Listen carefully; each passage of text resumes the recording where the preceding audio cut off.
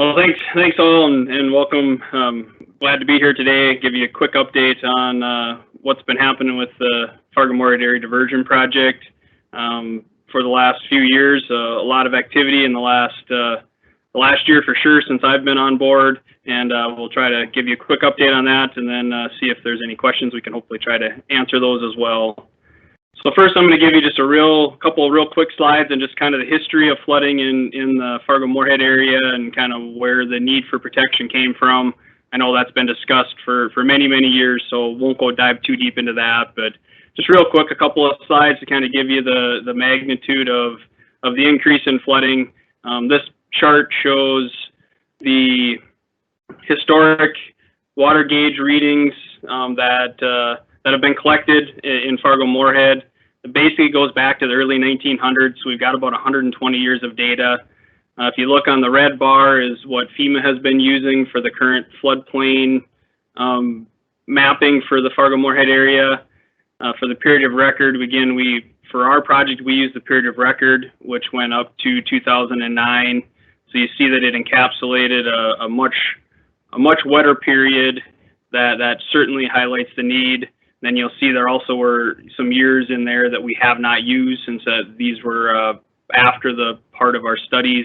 So there's also some wet years included in there. So and the trend is that the ground's getting wetter and there's been more propensity for flooding. So we're certainly trying to move ourselves ahead of that and try to keep out in front so that we don't end up having any major disasters and having to do any evacuations of Fargo. So a little bit of just a history of kind of what it was like in Fargo in 2009. This map shows, it's kind of hard to read, but this map shows all of the temporary levees that were built in Fargo and Moorhead. Again, a total of 42 miles of temporary levee, 8 miles of HESCO barriers. We put up a little bit of porta-dam and 19 miles of sandbagging, which was the major effort, again, for those that remember the 2009 flood. Again, we produced about little shy of 7.5 million sandbags in the 2009 flood. Just to give you a quick view of kind of what the project will do to the localized floodplain.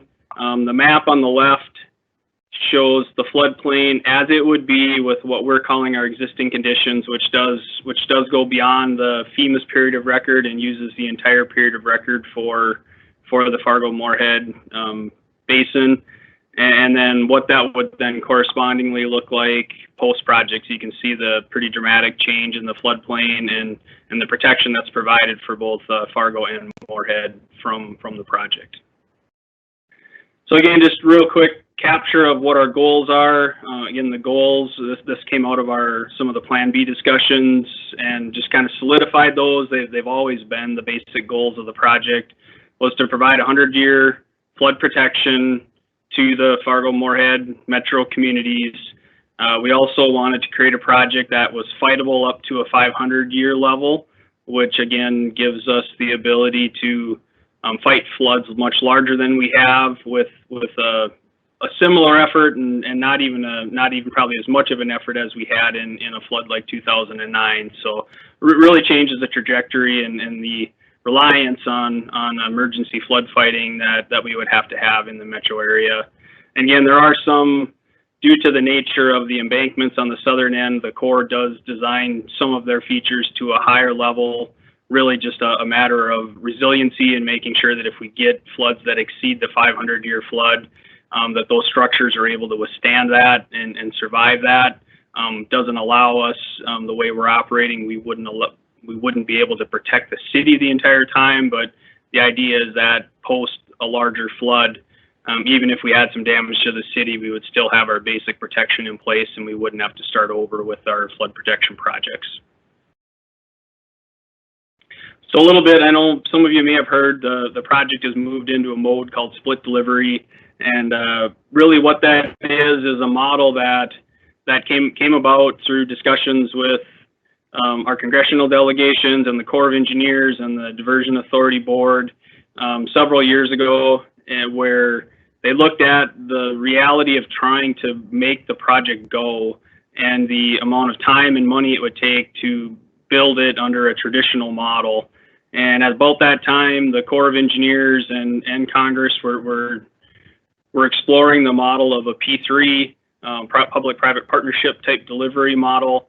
And Fargo applied and became a test project in that delivery. So what happened is you see the entire project laid out here. The diversion channel is outlined in blue, and then you've got the embankments outlined in purple and yellow on the map. So what happened in 2016 was the Diversion Authority took over the channel construction components. So the Diversion Authority took responsibility for constructing the entire approximately 30-mile channel. And the Corps continued to work on building the southern embankments and the control structure features that modulate the water between the red, the wild rice, and the diversion inlet structure. So how that was developed is then as a part of this P3 trial is the Diversion Authority agreed that it would deliver the entire channel project as a P3. So that means it's one large contract for the entire project, but it also includes the operation and maintenance of the project for 30 years. So it's a project that will be let here in about a month.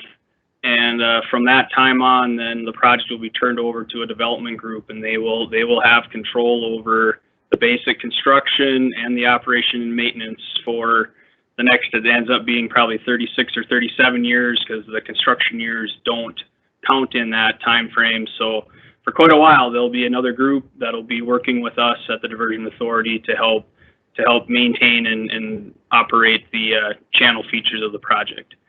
The southern embankment pieces, the Corps will continue to deliver under a traditional design bid build model. They've got about 10 contracts that they're planning to bid independently. Several of those are underway, and I'll give you an update on those here in a minute. And again, the operation and maintenance of those will revert back to the Diversion Authority once the Corps has completed construction. The funding, and for those of you that do math quick, the numbers on the chart don't quite add up to the $2.75 billion, but our current program construction estimate is $2.75 billion. Some of the dollars on the chart here have some inflation and escalation in them, so they don't quite add up to exactly 2.75, but essentially we've got about $1 billion in local funding through sales tax initiatives that both Fargo and Cass County have passed. That'll fund a lot of the local portion of the project. The state of North Dakota, you may have heard, that has been working on a bonding bill to fully deliver the state commitment that they've made to the diversion project. That was passed last week and should be towards the governor's desk here any day if it hasn't already been signed. But that state of North Dakota has committed $850 million to the project, and again, with the bonding bill that was just passed, will make that money available very, very quickly to the Diversion Authority, which will help us tremendously in our ability to finance the project. And then the federal portion has also committed $850 million, and that's been, I think there's a little over $300 million of that's been appropriated so far for the construction of the components that are happening now, and some that are coming up to be bid this year. And the state of Minnesota has committed $86 million to help fund the portions of the project that are in Minnesota, and to help with the in-town levies projects for the city of Moorhead itself. So quick rundown on the different components that make up the diversion channel. Again, it's about 30 miles of channel construction. It involves three major hydraulic structures, the outlet structure, and then two aqueducts, one at the Maple River and one at the Cheyenne River. And real quick, I've got a screenshot of a concept of the aqueduct, but basically the reason we need to have these structures is the actual diversion channel is lower than both the channel bottoms of the Cheyenne and the Maple River. So there will be hydraulic structures built that will basically have a series of box culverts, if you will, that'll carry the diversion water along the diversion channel, and then a a 90-degree structure that will sit on top of those that will carry the normal flows of water across the diversion channel and into the protected area on both the Cheyenne and the Maple Rivers. And those are pretty complicated structures. I wish I had better graphics to show you. Hopefully soon, once we get past our P3 selection, we should have some better graphics that we can share and better understanding of kind of how those structures are going to be constructed as well. But along with those three major structures, we have 14 drainage inlets that are on the west side of the channel that will carry natural drainage into the channel from the landscape. So those are at a lot of legal drains. There's a couple of minor rivers that also will empty directly into the channel and will be carried down the channel. The Rush and the Lower Rush rivers will empty into the diversion channel and then empty into the Red. We also have 3 railroad crossings as a part of the project, all with the BNSF Railroad. We have 2 interstate crossings, one of I29 and one of I94. And then we also have 12 county road crossings that make up the features of how we will reconnect the transportation networks across the channel once it's constructed. So here's a early rendering from a few years ago of the aqueduct, so you can see the diversion channel flows are more in the bottom, and then it's hard to tell in here, but there's actually river flows for the Maple River flowing across the structure this way. This would be the interior side, which would be the protected side, and then it's coming from the unprotected side. And like I said, hopefully by this time next year, we should have some much better graphics and some better information on kind of the whole construction schedule of the P3 and what some of these structures would be looking like. I can give you some ideas on the core structures since they're a little bit further along in their development of their project than we are on the P3 side. So again, the Corps of Engineers is delivering the Southern Embankment, or SEAI components. Again, that's about 20 miles of earthen embankment that wrap from just west of County Road 17, south and west of County Road 17, and then over to just south of, it's right on Highway 75, right on the Richland, it would be the Clay and Wilkin County line in Minnesota. So about 20 miles of embankment. Again, the 3 major control structures, the Diversion Inlet structure, the Wild Rice River structure, and the Red River structure. And those structures then help modulate the water between how much gets into the protected area and then how much diverts over into the diversion channel. And then along with that, on the Corps project, there also are some transportation features.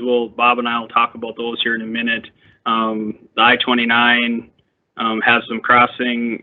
Our embankment and some drainage channels have to cross I29. We also cross a couple of county roads. And then as part of our staging area, we also need to raise about 4 miles of I29, which is a project we'll discuss here in a minute as well. So update on how things are going with the Corps of Engineers. The Corps, again, has been constructing since about 2016. And so they're a little further ahead than we are on the diversion channel side. So I can give you a little bit better picture of kind of how things are going. But I'll first talk about the diversion inlet structure. Again, it's a control structure. So this is what allows water to come out of the staging area and enter the diversion channel once it's built. So this picture, these are the walls that connect up to the earthen embankments that help funnel the water. And then this structure would have 3 50-foot gates. There'd be a gate in this area, a gate in this area, and a gate in this area that would help modulate the water into the channel. Again, this project is about a $46 million project. It's scheduled to be completed in 2023. It's being constructed by Ames Construction of Burnsville, Minnesota. I'll give you a real quick video here that shows the progress on how that construction flyover from just this spring that shows where the project is at and gives you a little bit better feel for how it fits into the landscape. So this is approaching from the staging area side. So right now we're looking basically straight, would be straight down the channel of the diversion, would come across the field here and then wrap around the Cheyenne River. Again, these are the approach walls that help connect the structure to the earthen embankments that would go off either direction. Again, this is the sill where the gated structures will sit, and that will start to be constructed this year. And then the piling you see in the background are for the stilling basins that are still being constructed, where the energy would be dissipated before it enters the diversion channel.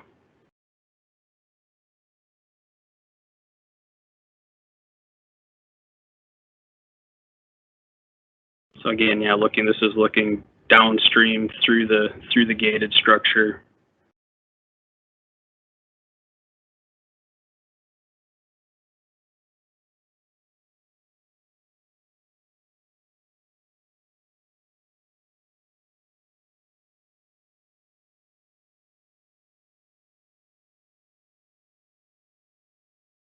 And this is looking back then now. So this is this again where the gates would sit. This is the ramp that enters into the stilling basin.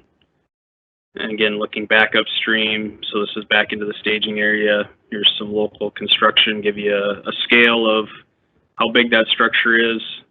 It's a guy working on pile cutoffs, looks like that day.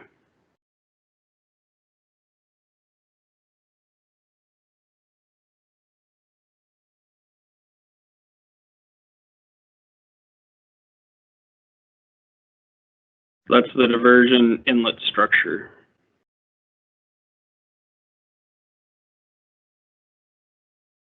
The southern embankments would connect off the ends and go this direction. You can see some earth embankment here.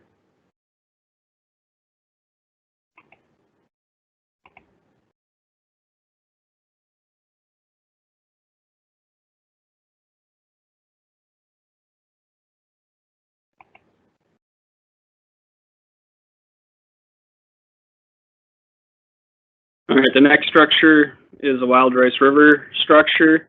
It's a slightly smaller structure. It would modulate the flows on the Wild Rice River. It has two 40-foot gates.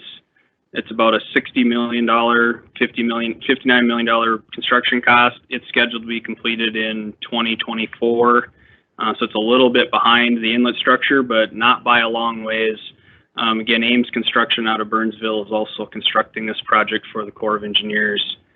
Here's a 3D rendering of the entire structure. You can see then this is a bridge that'll be constructed on the top of the dam or the top of the walls of the structure that would allow vehicles to pass over and for maintenance to be done on the gates, and for operators to be able to cross the structure as well. Again, a quick fly through of the progress at the Wild Rice structure as well.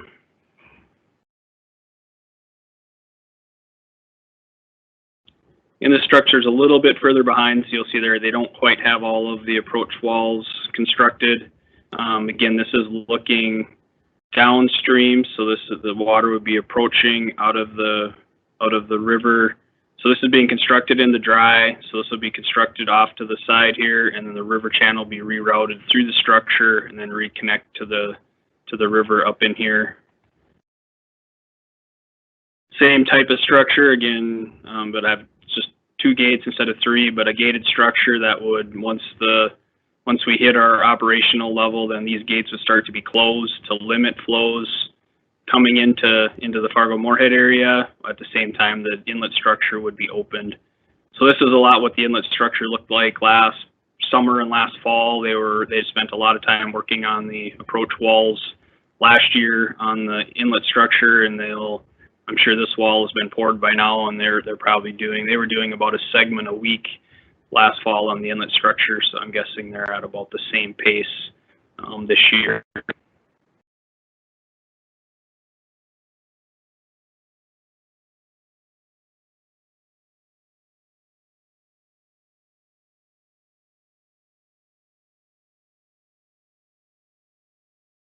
So again, they're starting to drive the piling and the stilling basin out here. Again,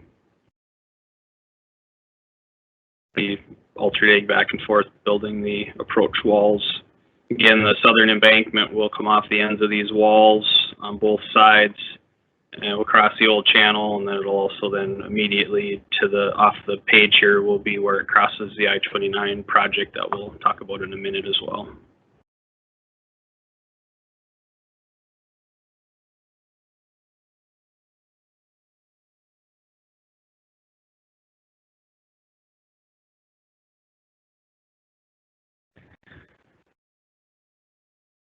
That the Corps have let both of these just this spring are what they're calling their Southern Embankment Segment 1. So you'll see these are a lot of the segments that you see that the Corps is breaking their project up into as far as doing the design, bid, build method of construction. So the next one they're working on, or the first segment of embankment that they're building, is Reach SE1. That was awarded in April. Again, it's a relatively short piece of embankment that's south and west of the inlet structure. Its price was about $2.2 million. It was awarded to a small business contractor in Fargo on June-time construction, and again, it's scheduled to be completed next year. The other project that was let this spring was the I29 Grade Rays project. Again, it was just awarded last week. It's a $67 million project, so it's the largest project that's been constructed to date or bid to date for the program. It was awarded last week to Industrial Builders of Fargo, and it's scheduled to be completed in 2024.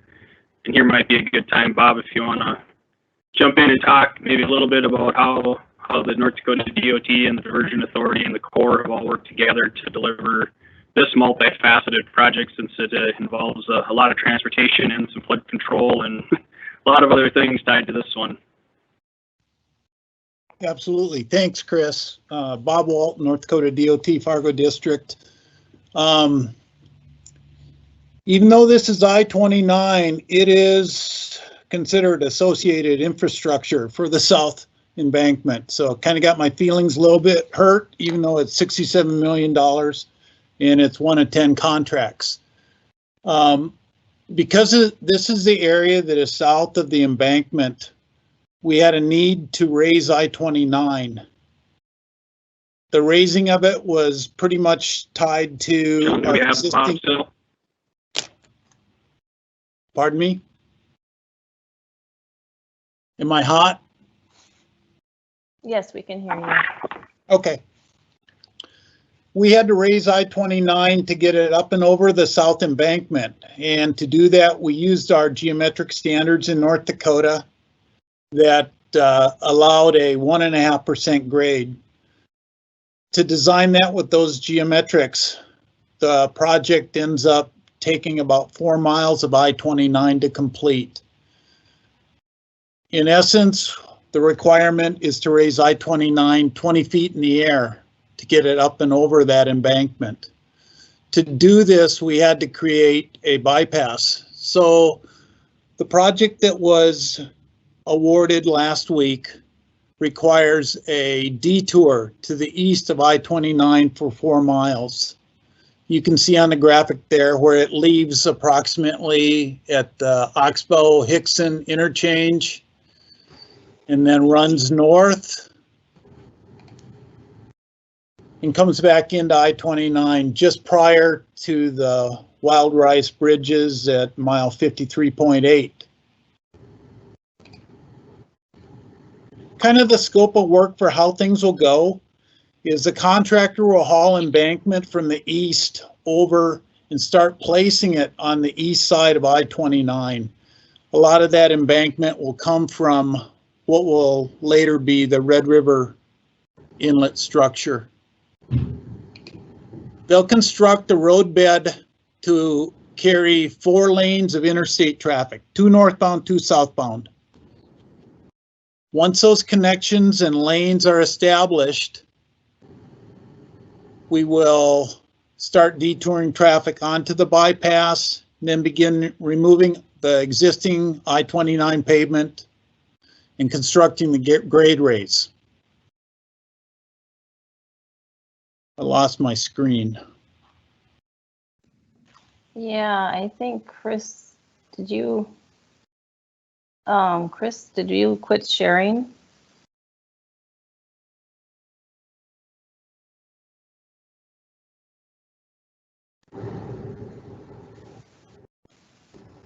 There we go. Okay, just a general plan for how things will go is, as you're looking at the graphic there, you'll see on the right-hand side, which is north, you'll see a channel. They call it a borrow ditch, but it's a channel, and we'll have a couple interstate bridges going over the top of that channel. And right behind that will be the embankment that essentially will be the dam that retains the extra waters that will be metered into the diversion channel through the inlets. So the key is we'll have to bring the interstate up gradually and then down over that channel. It's anticipated that this will take about 2 years, and we'll actually have traffic detoured back, or excuse me, resume back on the existing grade line at the end of 2023. One of the periods of time, we've got about 6 months where we're going to have wick drains and that type of compaction, or excuse me, settlement devices put into the roadway to help assist to get that settlement out. 20 foot of embankment will provide quite a bit of settlement, and with the wick drains and surcharge, we hope to take most of that out so it doesn't have to happen under live traffic.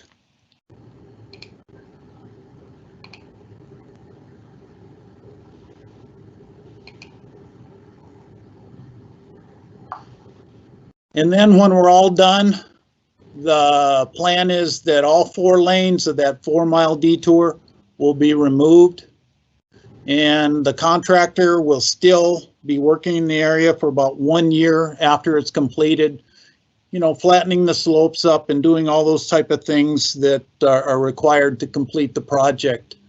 Upon completion of it, we'll work with the Corps of Engineers to review everything, because the interstate portion of this project will be turned over to us approximately a year after the construction is completed, and the DOT will take full ownership and maintenance of the roadway.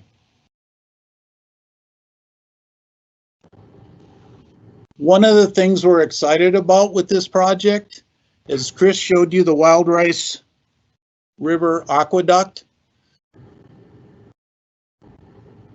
The Wild Rice River eventually crosses I29, and as many of you know, we've had all sorts of excitement with the embankment there and soil slides and things like that. The flooding of that area will not be a problem after the diversion project is implemented. And so we're looking forward to that and the possibilities that that can bring for us to stabilize that embankment even further in the future. That's all I have on the project. Corps of Engineers contacted us. They should be getting an update from industrial builders.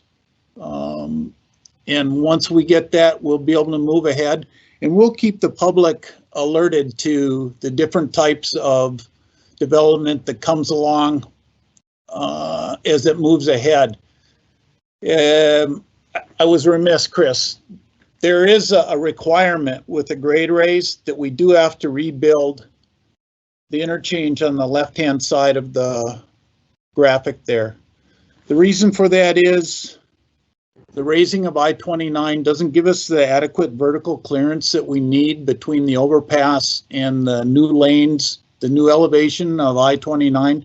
So they'll have to reconstruct that along with the project. That'll require detouring onto Cass 81.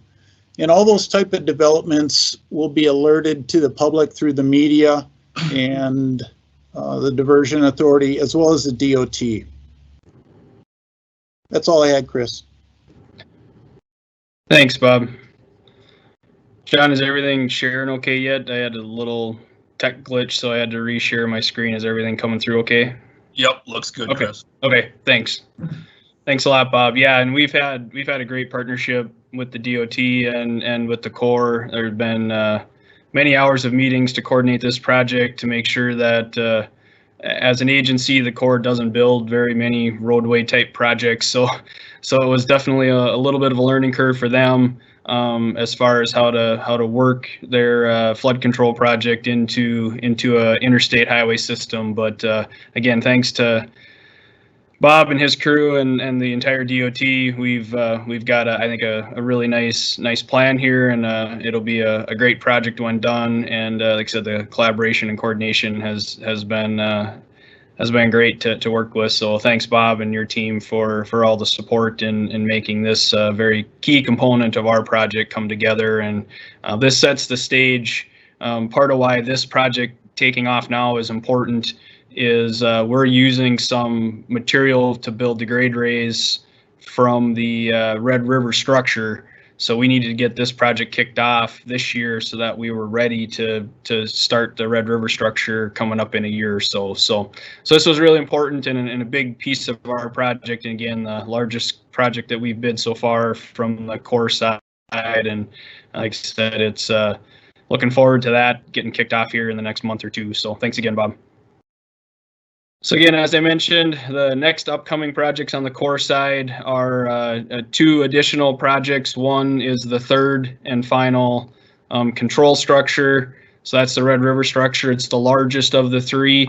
That design is ongoing right now. The bid phase should start this fall for the Corps.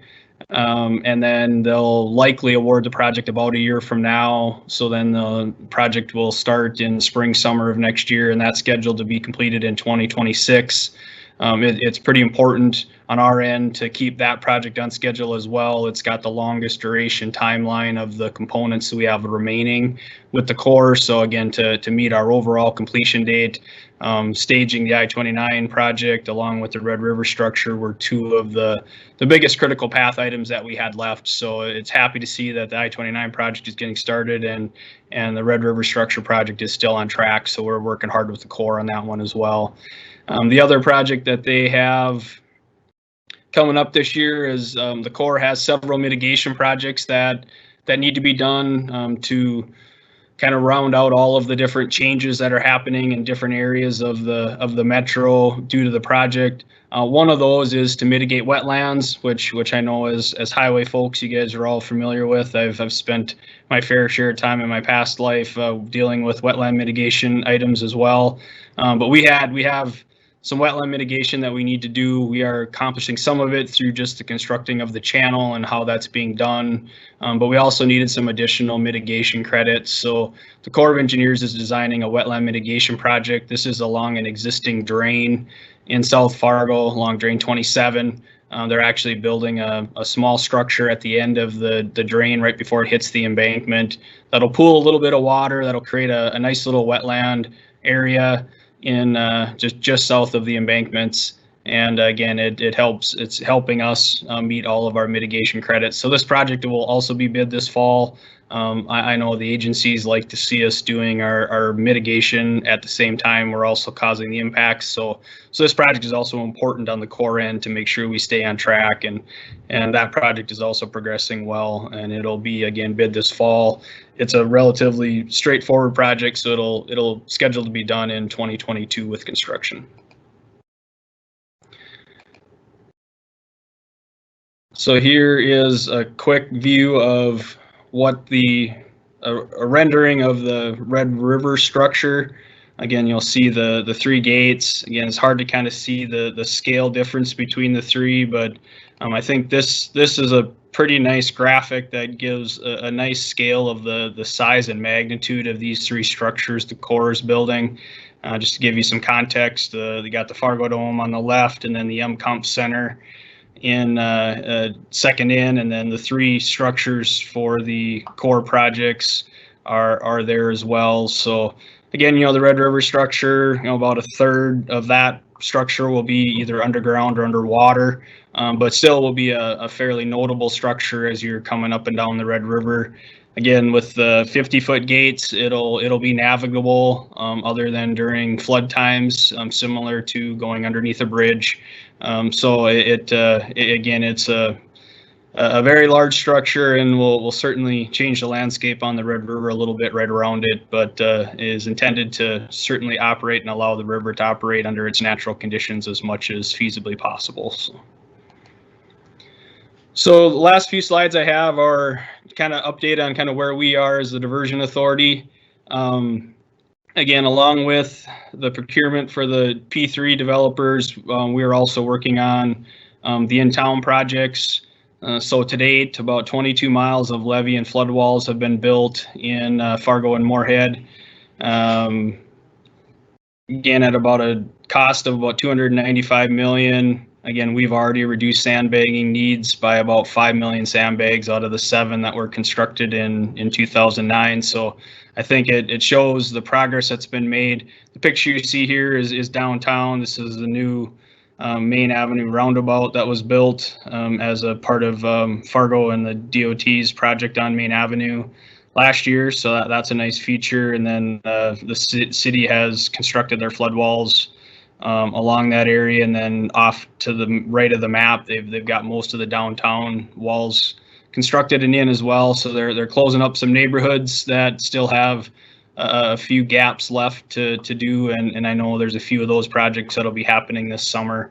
Again, we're building all these projects to meet the Plan B requirement of allowing 37-foot stage to come through town at a 100-year flood. So that's the emphasis on those flood control projects for now for the cities.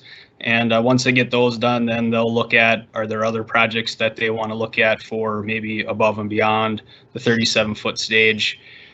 Again, a large part of this project for us has been at land acquisition. That's been probably the heaviest mode that we've been in as a diversion authority for the last couple of years. So we've acquired about 600 parcels of land so far to date. That is all the parcels for the channel have been acquired, and that was a big piece of the need for land. We also have all the land needed for the inlet structure and the wild rice structure, Southern Embankment Reach 1 and I-29 as well, since those are all under construction. Right now, we're working on acquiring lands for the Red River structure, the Drain 27 wetland that I mentioned. There's a few other small mitigation projects that we're also working on lands for. We also are there's a large program for doing environmental monitoring. I won't talk about that a lot today in my presentation, but it is a nice, unique opportunity to kind of monitor how the rivers respond, both to floods and then also to our projects. So there have been some data being collected for the last 6, 7, 8 years already that kind of get a baseline for how the rivers respond to different events. So the Corps has been out collecting a lot of that data, and we're in the process right now of trying to create more permanent sites that we can do that monitoring from. So there's some land acquisition that's going on for those.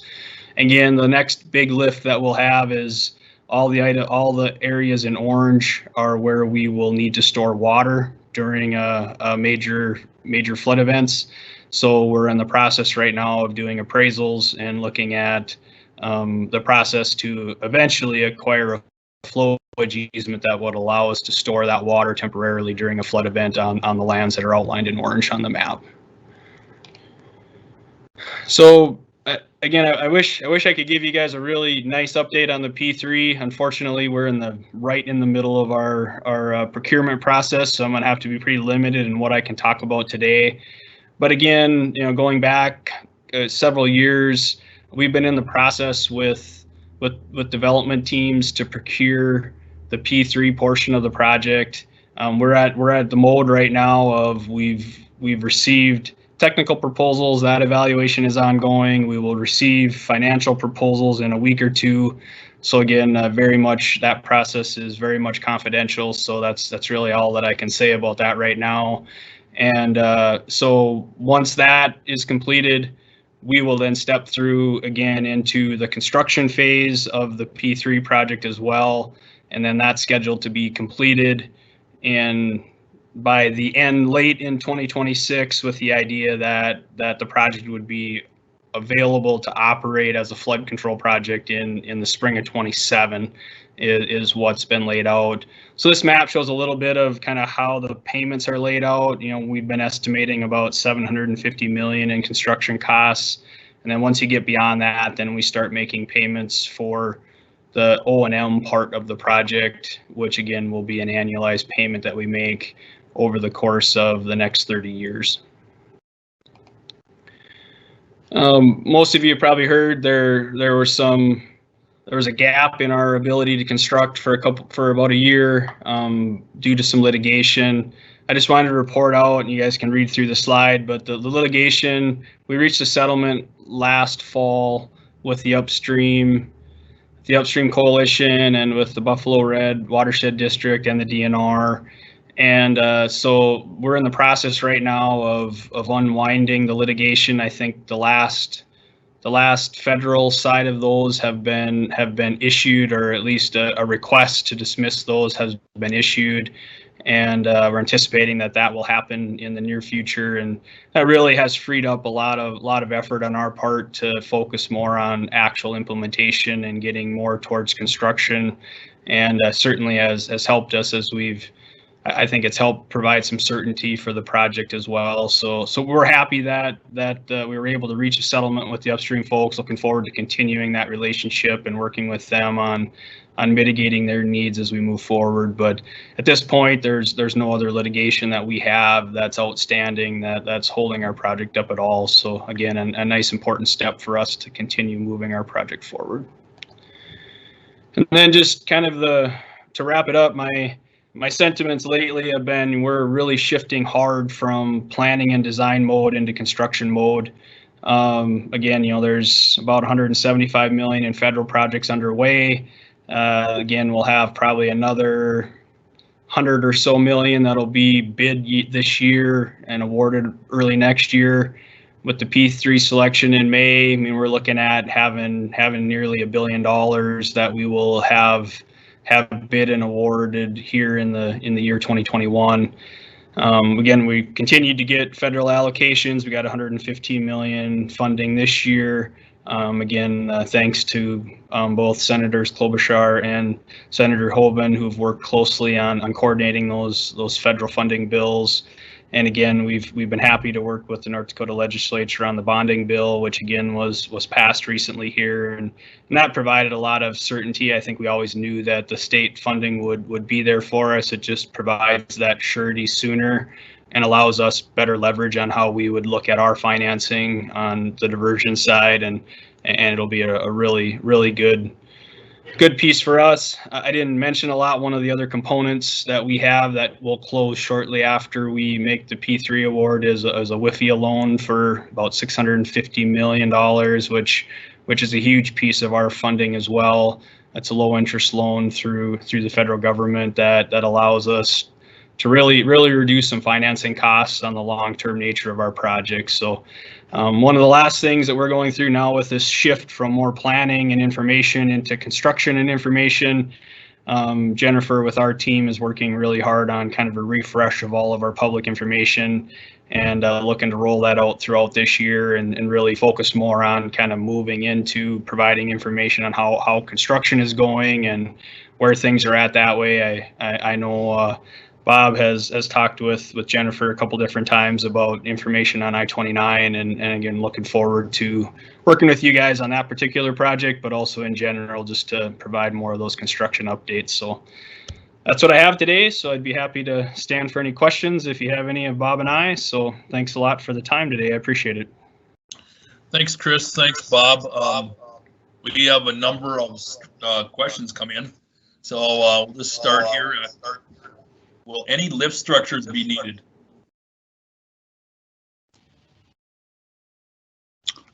We don't have any lift structures on the project that was awarded last. Okay. Oh, what is the detour plan for I29 traffic during the grade raise? We still haven't seen the outline or the plan of how the contractor is going to go at it. But the whole idea is during the summertime, the contractor may detour head to head on one of those roadways to the east of the existing I-29. However, in the winter, winter meaning November 1 to April 1, they have to maintain 4 lanes of detour. So we still haven't seen what the plan is from industrial builders, how they're going to go at that. But we do have some flexibility for them to decide how to build it and implement the detours. We anticipate that the detour will be in place by the end of this summer, and then we'll be in place for approximately 2 years. I wasn't super clear on the grade raises. The 1.5% grade raise course doesn't take all 4 miles, but because of the embankment structure, it'll increase the depth of flooding. So we had to raise the entire stretch of I-29. I'm not sure exactly what it is, if it's anywhere from 2 to 4 feet to ensure it doesn't flood during periods of flooding and operation. So the actual real steep grade raise is right there by the embankment and the borrow ditch. Yep. And I think it probably the primary detour that we'll have is when the interchange is being reconstructed off the county road system. And Bob, I don't think we've seen the schedule yet on exactly when they were planning to dive into that structure replacement, unless you've seen something preliminarily. I know I haven't seen anything from the Corps yet. But no, sir, I haven't. I'm still wringing my hands over that much dirt being piled on I-29. We got another question. We don't hear about 3P projects in North Dakota. Was there any laws that needed to be passed by the legislature to make this happen? I don't believe there were, and I don't know, Bob or John, if you guys want to help me weigh in on this. I think they are, P3 type projects are allowed in North Dakota. You see them more in building type construction projects, and they are done some. I know NDSU uses that methodology for constructing some of the buildings on campus. And it is allowed there. So I don't believe there were any significant changes in North Dakota law that were needed for the P3, but not for the P3 specifically, but we did have to work with the legislature and create a law to where the North Dakota DOT could be a partner and work with the Diversion Authority, which I don't remember if Kris explained it, but the Diversion Authority is a board made up of all the local cities, cities and counties. Yep. Cities, counties, and the Water Resource District. Yep. Correct, Kris?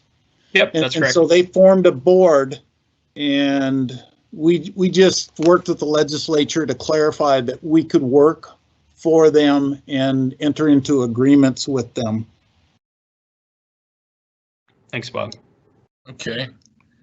Here's one. I don't know. I'll ask it. How many acre feet of water will be held back during a 500-year flood event in the diversion? Any idea, Kris? Off the top of my head, John, I don't know that, but I can certainly find that and get it to you guys. I know it's a published number. I just don't have it off the top of my head sitting where I'm at today. So, and it might be something they can find on fmdiversion.org or .com or whatever, right? Yes, you should be able to find it there. Again, I'll look it up and I can post it. I don't know if there's a way we can post this through the chats after the conference or not, John, but I can certainly get that number. Okay. It's one I probably should know, but I don't have it memorized off the top of my head. Oh, that's fine. Lots of numbers, big numbers. Does the Corps need to get environmental 404 permits for its own projects? They do, yes. And we've gotten a 404 permit for both the southern embankment construction and then also for the channel construction. So, yep, they do. Okay, good. Thank you. Was that portion of I-29 just recently reconstructed? Maybe going over to Mr. Walton on that one. Recently is a trick question, but no, we have not worked in that area for over 18 years, but most certainly some of the pavement was constructed. See, we went from mile 44 to 54 in, I think, either 1999 or 2020. So it hasn't seen its 30-year life, but it's not brand new. Okay, good. Are there fuel price escalation clauses in the contracts? I don't believe there are in the I-29 one, and we contemplated those. I don't know that I can answer that on the P3 today. I probably need to wait a little bit before we disclose too much there. But I don't believe that the Corps used any fuel escalation, unless I missed that, Bob. But I don't believe they did. I don't remember that discussion, so. Okay, another one here. Will the diversion reduce peak flood elevations for a 500-year flood in the north part of the Red River Valley? No, we basically are net neutral in downstream flood effects, so there won't be any reductions in 100-year or 500-year floods downstream. There also won't be any increases either. So.